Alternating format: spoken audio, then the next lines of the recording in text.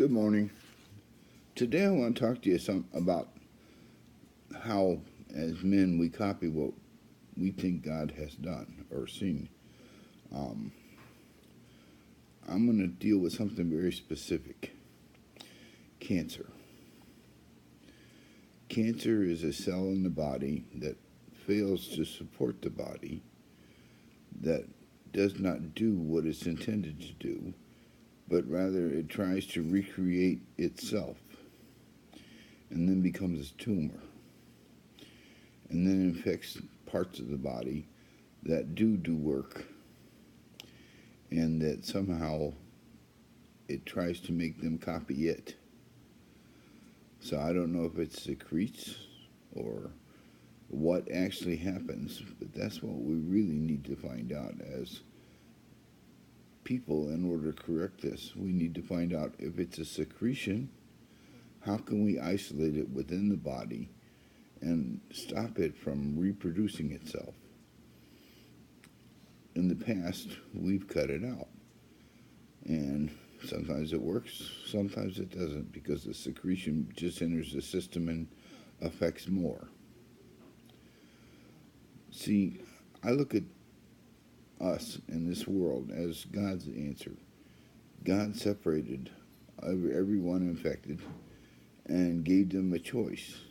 You can choose to help the body and increase things or make it better, or you can destroy it and destroy yourself in the process. That's what this place is all about.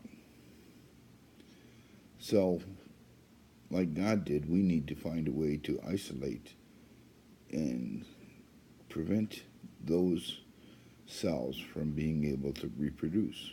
Now, I don't know if it's a DNA problem or if it's a secretion problem. I'm not certain. Just like in this life, we have people that raise their children to be like them, and sometimes they either refuse to fight for what's good, they refuse to stand up, or they actually allow terrible things like socialism and sacrifice to go on. I think our scientists and our scholastics need to try to figure that out. Find a way to isolate the cells so that they can destroy themselves, or they can't reproduce.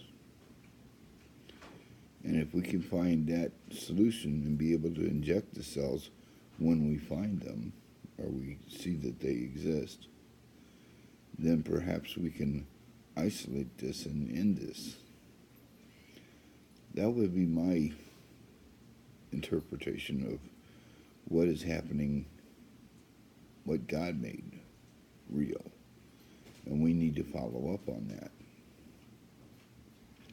If we can do like He did and separate those cells that are either non-productive or not helpful for the whole, and prevent them from reproducing themselves and killing the host, then we would do well. Now, this place exists because we are infected. Some of us are infected by the tree of knowledge of good and evil, which makes us want to separate things. Now, sometimes I think it's because we were never really understood it or identified it, so we let it go on and on and on. And even today, when we can now, I have told you how to identify it and how to prevent it, it still goes on. Maybe if we get enough people to understand what this really is, then perhaps it can end. And everybody will be working for the good of all, not just for themselves. And for the good of all is the good of God. No matter how you understand Him, no matter what name you give Him, because no name can contain him, no matter what description you try to have of him, because he cannot be described, because he cannot be limited. People can be limited. That's what we need to do to cancer. We need to limit the way it works and how it works. But in order to do that, we need to understand, what is it? Is it a secretion? Is it a DNA? What is the actual process? Is it just reproducing itself? Is there a way we can figure out what that is and then be able to inject the body with something that will be more like an antibiotic for it?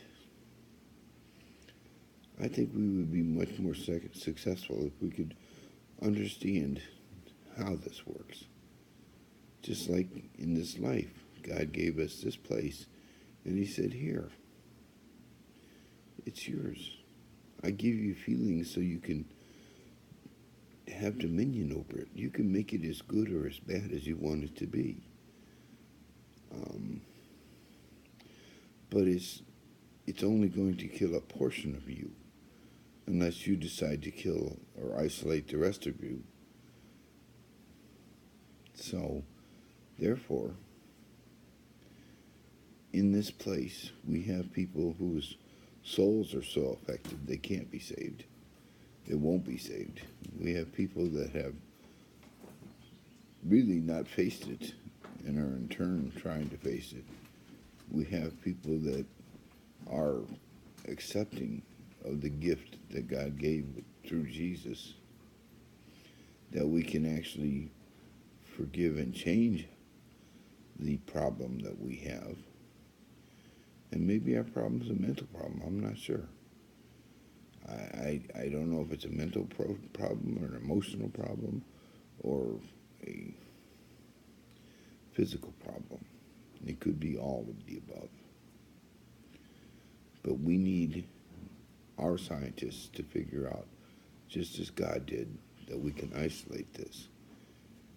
And therefore we can let it decide whether it's going to kill itself or kill its host. But that's my suggestion for the day. See, like all things, everything copies what God did. Nature itself copies it. Good will lead to good. Evil divides, it separates. That's what it does. It's only there really to identify things. That's why it can't just be eliminated. See, everything has to exist. But we get to choose what we're going to use and understand what it is. So, I ask you again, please, remember we are here to increase the value of life, not to decrease it. Every time you choose evil, and how would you know it? Because when you divide, you weaken, you lessen the ability to enjoy. I love you. I hope you have a great day. See ya. Bye.